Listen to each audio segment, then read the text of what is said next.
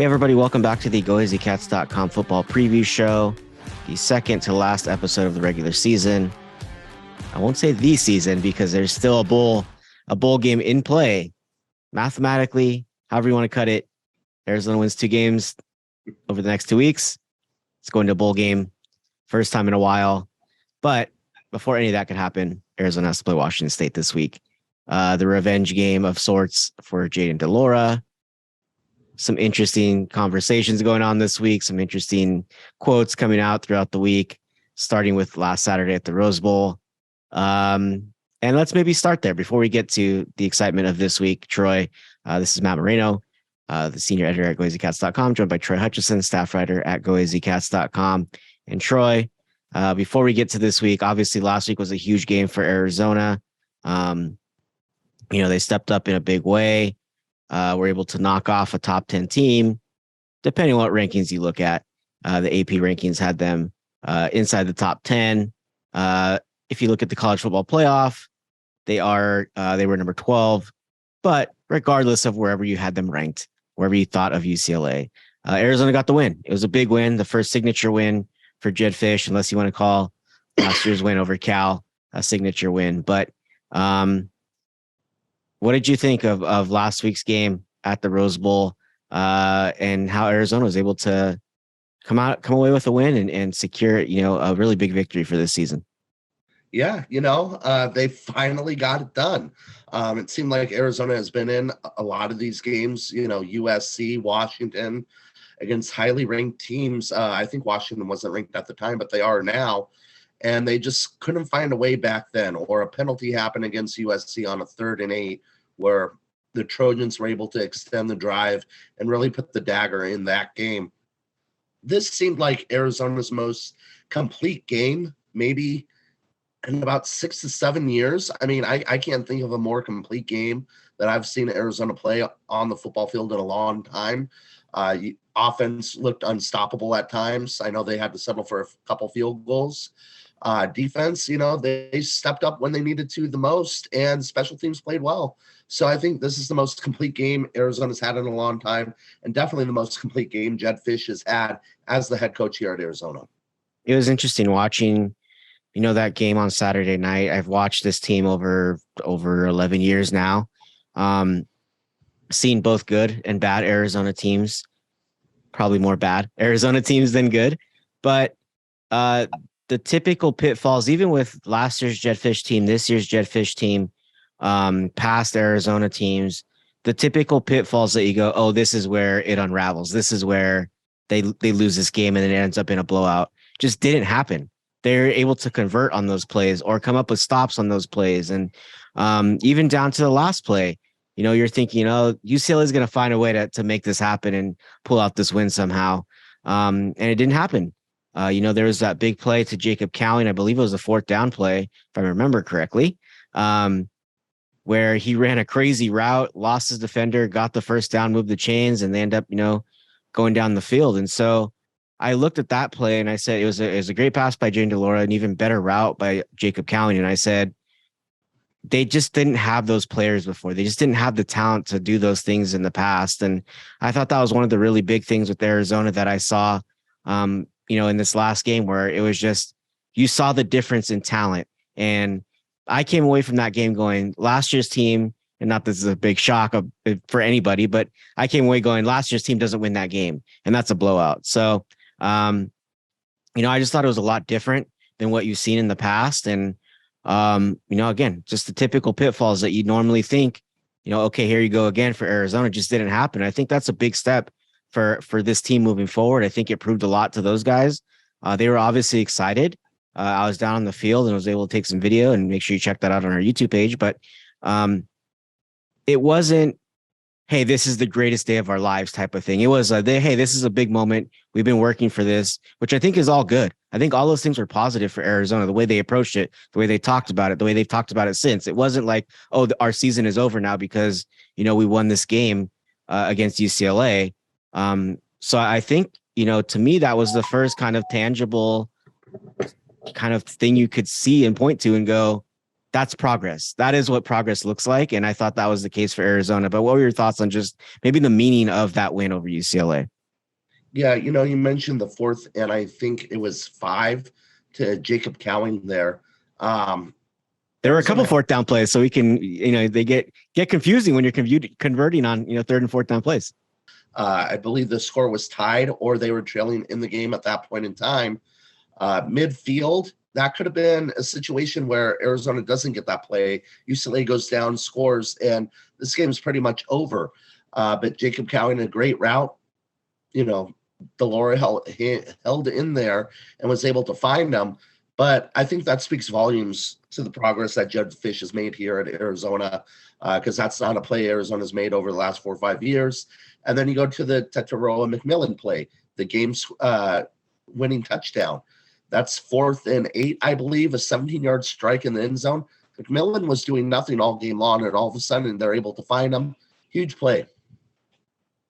Yeah. And then obviously, I think the bigger thing with Arizona, when you talk about what went on in that game Saturday, us up in the press box, I'm sure people at home were going, whoa, the defense, it's like doing things. It was getting pressure. It was coming up with stops. There was tackles being made. There was turnovers being created.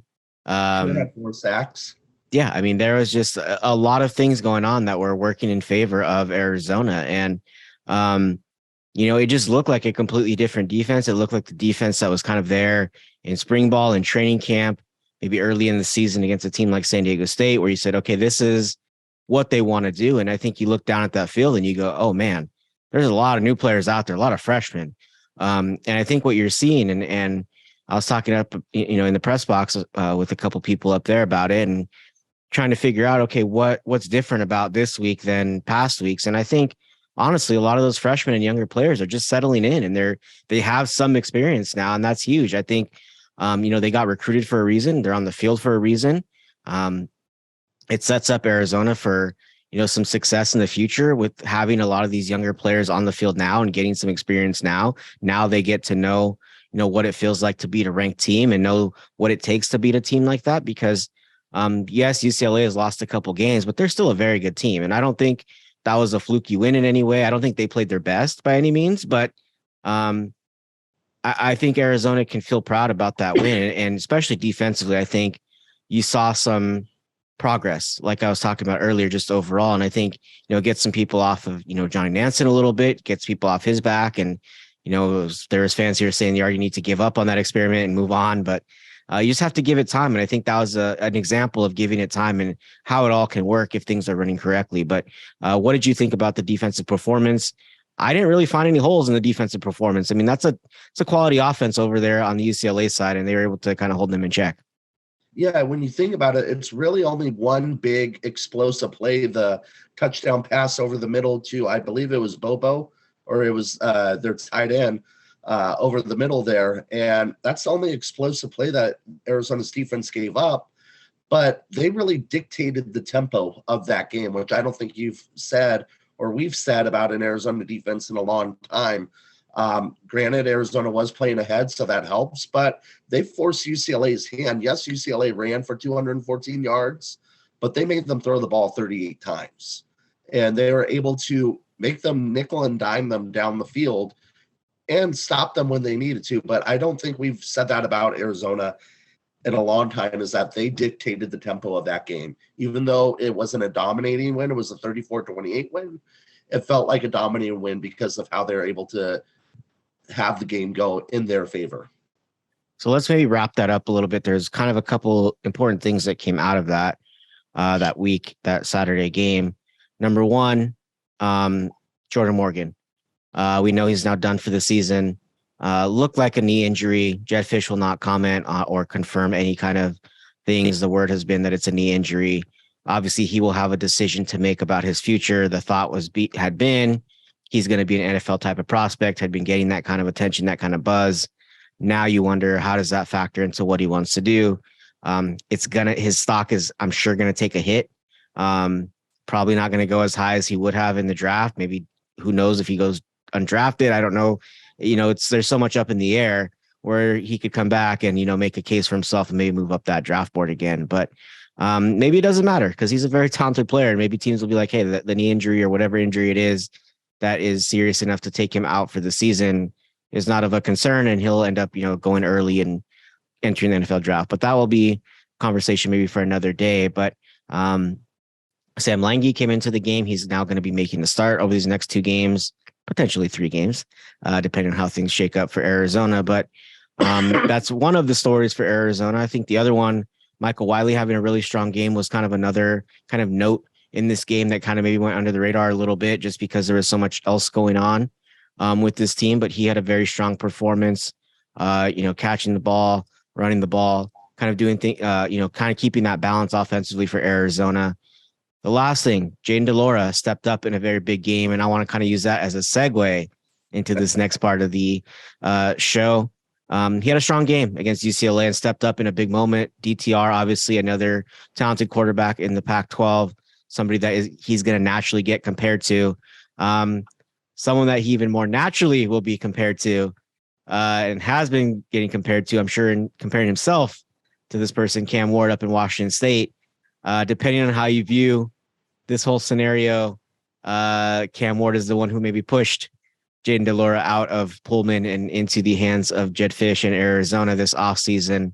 Obviously, Jayden de Laura had a lot of success with the Cougars during his career. Won the Pac-12 Freshman of the Year last year with the Cougars, lit up Arizona up in Pullman in that game. Arizona players consistently, since Jayden de Laura has arrived in Tucson, have said, we are just very happy that he's on our side now.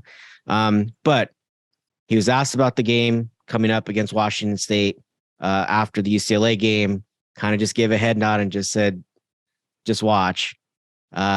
He mentioned it's personal to him, this game. Obviously, it's a catchphrase that goes around the Arizona facility, but it is very much personal to him.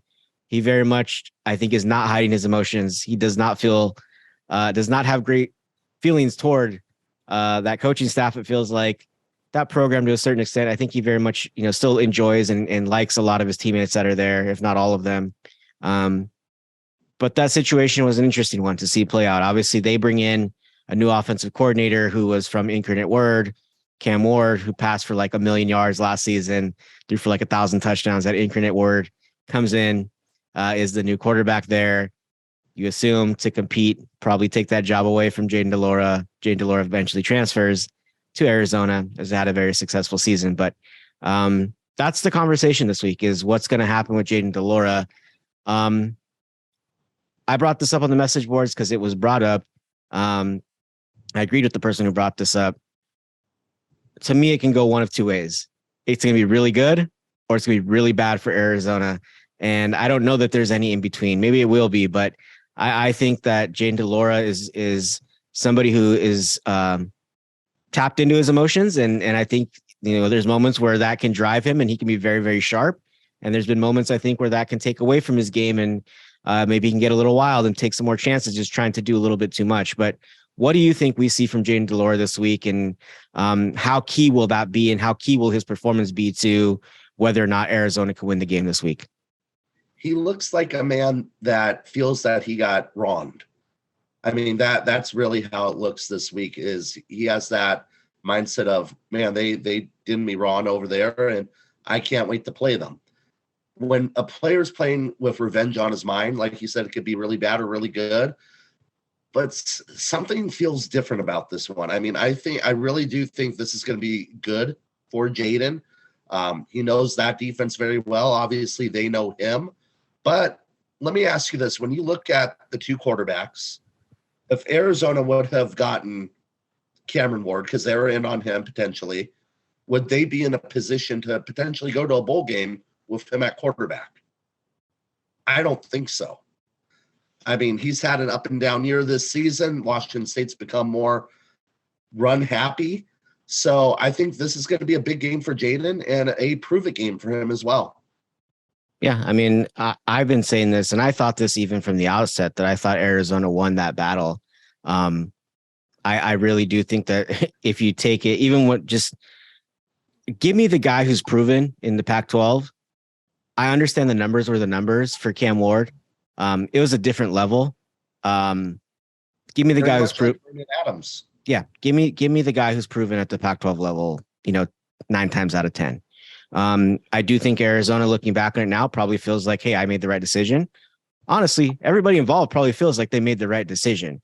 Maybe not Jake Dicker. Maybe Jake Dicker goes, I'd really like to have that Jayden de Laura guy. But Jayden de Laura, I think, kind of unlocked something by playing for Jedd Fisch and playing in this offense. And so I don't know that there's anybody who feels bad about the situation. I don't think Washington State feels the same way that Jayden de Laura feels about them.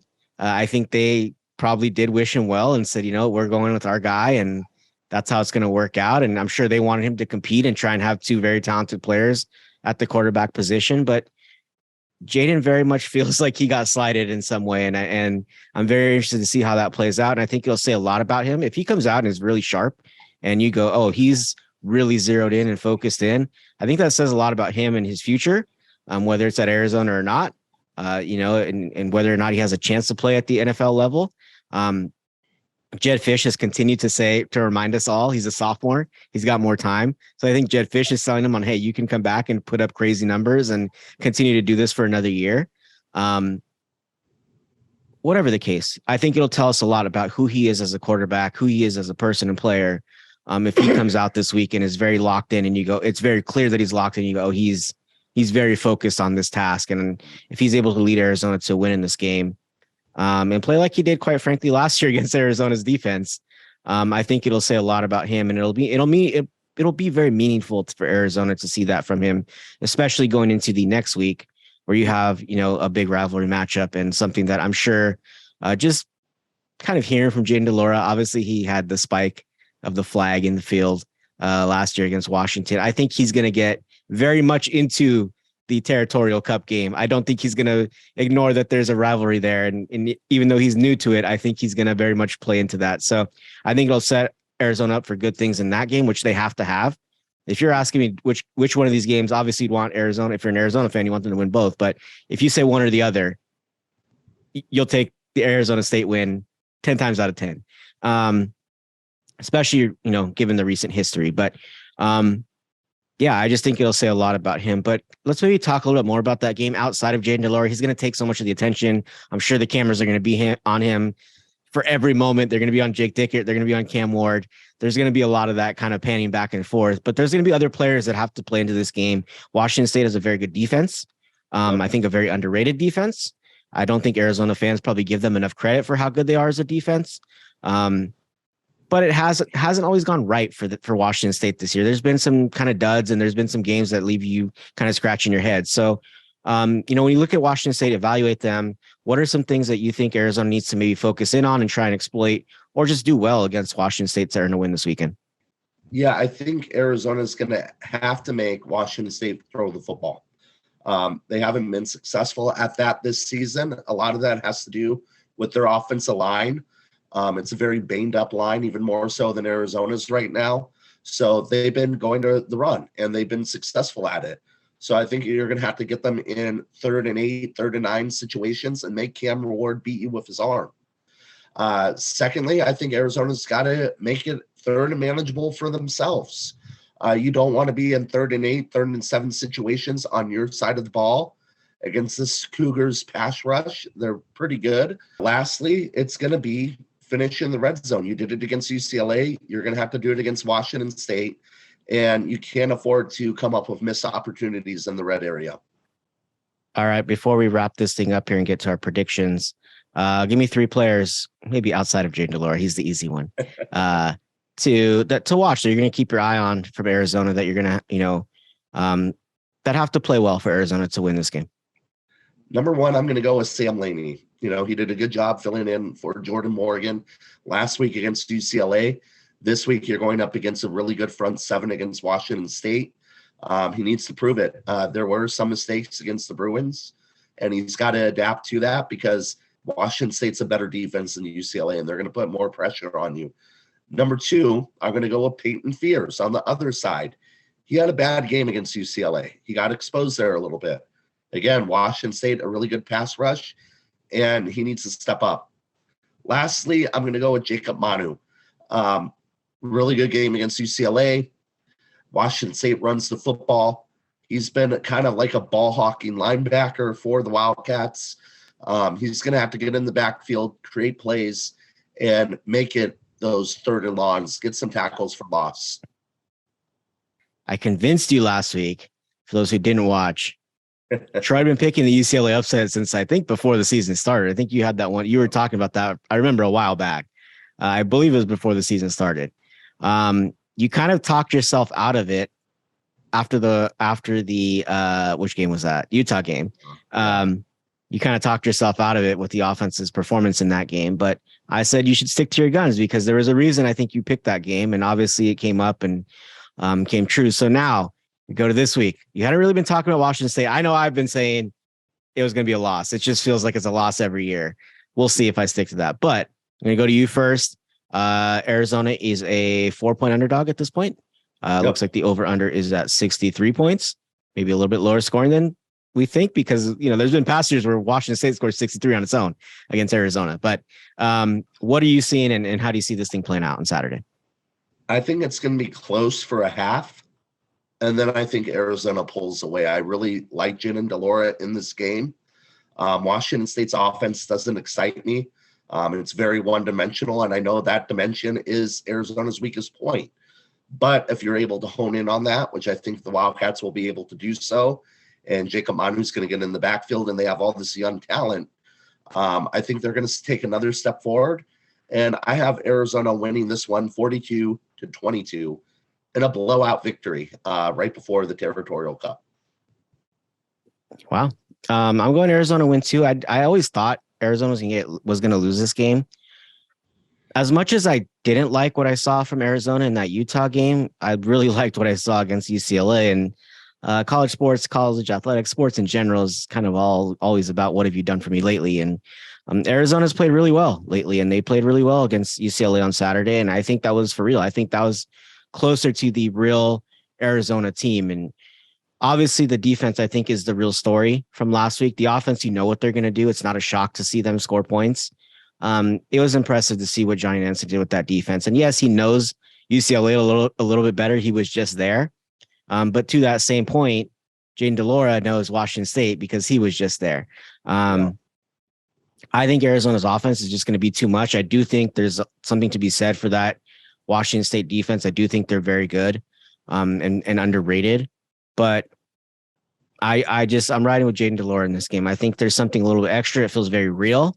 It feels like he's going to be zeroed in as opposed to the Wild. I'm just trying to make plays, and I really want to beat this team. I think it's going to be more focused in like it was against UCLA. So I have Arizona winning this one 38-24. Like you said, I don't really believe a whole lot in the Washington State offense. It's not what it was when Mike Leach was there. Some very talented weapons, and they're getting some guys back, and they're getting a little bit more healthy, but it just doesn't feel the same as it was with Mike Leach. And that's really, truly the offense that really killed Arizona, over the years. And so I just think there's something to be left desired for that offense for Washington State. And I just don't think their defense is good enough to truly slow down and shut down Arizona's offense, especially with a focused in Jayden de Laura. So that's what I'm going with. Arizona winning 38-24. And then it gets fun because then you're playing for a bowl game against your rival, and we'll see what happens, that week. But for now, it's all about Washington State, and we appreciate you all listening and watching us, and we will catch you guys next week.